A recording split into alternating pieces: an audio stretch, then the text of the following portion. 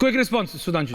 पहली बात, आचार्य प्रमोद कृष्णन जी की इस वाक्य का मैं स्वागत करता हूं कि प्रधानमंत्री सभी के प्रधानमंत्री होते हैं और सभी को राजनीतिक विरोध के चलते हुए भी एक निश्चित स्तर का सम्मान सभी को करना चाहिए।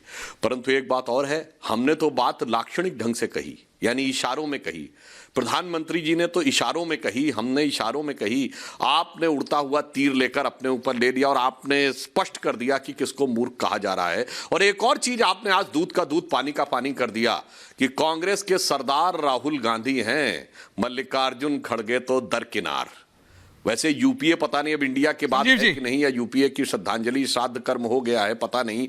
अगर यूपीए की चेयरपर्सन सोनिया गांधी जी भी दरकिनार और राहुल गांधी हो गए सरदार, और एक वाक्य सिर्फ बोल देता हूं, सदन के पटल पर खड़े होकर राहुल गांधी जी ने यह कहा था कि आज जब भारत सरकार के सचिवों की संख्या देखता हूं तो मैं पूछता हूं कि कितने ओबीसी थे जो लोग प्रधानमंत्री बनने का ख्वाब देखते हों, उन्हें यह ना पता हो कि आज सेक्रेटरी के लिए एक प्रोसेस होता है इंपैनलमेंट होने का, और आज जो इंपैनल्ड हैं वो 1992 या उससे पहले बैच के आईएएस सेवा के अधिकारी हैं, यानी 92, 91, 90, 89 बैच के लोग ही सेक्रेटरी के लिए अधिकृत हैं। और उस समय तो उन्हीं की सरकारें थी। अपनी सरकार की फजीयत सदन के पटल पर खड़े होकर बोले, और उनके बारे में यह बात नेता प्रतिपक्ष अधीर रंजन चौधरी जी ने खड़े होकर बोला था लोकसभा में कि राहुल गांधी जी पप्पू नहीं हैं।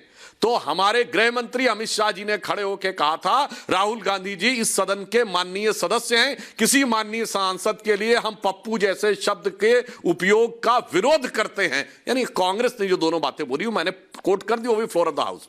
Point taken. संजीव झा जी, ये मोदी वर्सेस ऑल है, ये तो क्लैरिटी है, लेकिन ऑल में भी आप लोग साथ है कि नहीं? आचार्य वापस आ रहा हूं। आचार्य जी काउंटर सवाल करना चाहता हूं। हाँ आचार्य जी वापस आऊंगा। संजीव झा जी अभी तक डिबेट में आए नहीं। हाँ संजीव जी। देखिए, जब आप कहते हैं कि मोदी वर्सेस ऑल, तो मोदी जी के पास कितने पार्टियों गठबंधन है पहले ये देख लीजिए, एक बात। दूसरी बात कि मोदी जी के साथ अभी मोदी जी के सारे इंस्टीट्यूशन हैं। मोदी जी के सबसे बड़ा प्रचारक कौन है? ED, CBI, income tax. आप देखिए, जहाँ कहीं भी चुनाव होता है तो मोदी जी के नेता के जाने से पहले ईडी पहुँचती है, सीबीआई पहुँचती है, आईटी पहुँचती है। तो सबसे बड़ा प्रचारक इन सारे इंस्टीट्यूशन हैं। देखिए, मोदी जी ने इस देश में डेमोक्रेसी का एक नया रूप दिया है, जिसको हम कहते हैं ये मैनेज डेमोक्रेसी है। ये मैनेज डेमोक्रेसी क्या है कि सारे इंस्टीट्यूशन को मैनेज कर लो, फिर जिस पे जो साबित करना है वो साबित कर लो।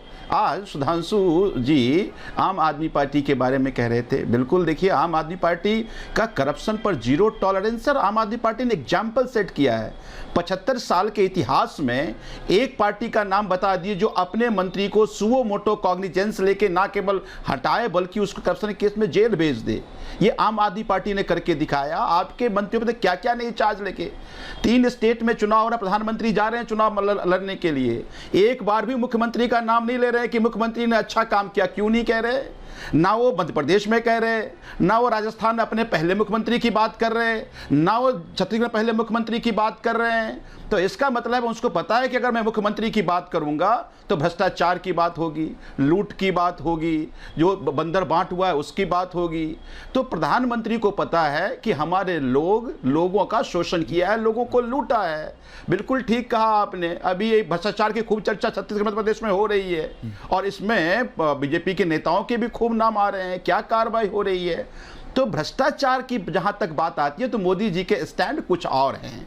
मोदी जी कहते कुछ हैं, करते कुछ हैं। अगर भ्रष्टाचार से लेना देना मोदी जी को होता तो आज बीजेपी में सबसे सेफ हेवन जो आज किसी भ्रष्टाचारी के लिए वो बीजेपी है कि भ्रष्टाचार में आप एक श्याम कुटे जी हैं, उनके यहाँ आईटी का रेड हुआ और अगले दिनों बीजेपी में शामिल हो गए। अब उसके यहाँ कोई रेड नहीं होने वाली है। तो जिस तरह से ये बड़े बड़े इंस्टीट्यूट अपना टैक्स हेवन कंट्री में टैक्स जाके बिजनेस करता है, पैसा जमा करता है, उसी तरह से सारा भ्रष्टाचारी आजकल बीजेपी में शामिल हो गया। उसको पता है कि अगर भारतीय जनता पार्टी में रहूंगा तो मेरा कोई बाल बाका नहीं करने वाला है। तो भ्रष्टाचार की बात आपके मुंह से अच्छा नहीं लगता। अब ये कहते हैं, अभी एक डिबेट चल रहा है कि मूर्ख कौन है, पढ़ा लिखा कौन है। देखिए, मूर्ख कौन है? मूर्ख वो है जो एक गलत पॉलिसीज का खामियाजा पूरे देश को भुगतना करे। याद कीजिए नोटबंदी, क्या फायदा हुआ नोटबंदी से? आज भी देश उसकी इकोनॉमिक क्राइसिस जो आई उससे आज भी देश भुगत रहा है। मूर्ख कौन है जो कहे कि 16 लाख रुपए आ जाएंगे, हम विदेश से पैसा ले आएंगे। कितने पैसे किसके अकाउंट में आए? कहा था जो लोग नौकरी पेशा वाले उनको टैक्स देना पड़ता है, उनको छूट मिल जाएगी, हम इतना पैसा लेकर के कैसे नहीं आया, क्यों नहीं आया? तो इसका मतलब पहले आप बेसलेस बातें कर रहे थे, नहीं समझती आपको। तो मुझे लगता है कि आप मूर्ख का भी डिबेट आप ना करें, उस डिबेट सुधांशु जी आप फंस जाए। अनुराग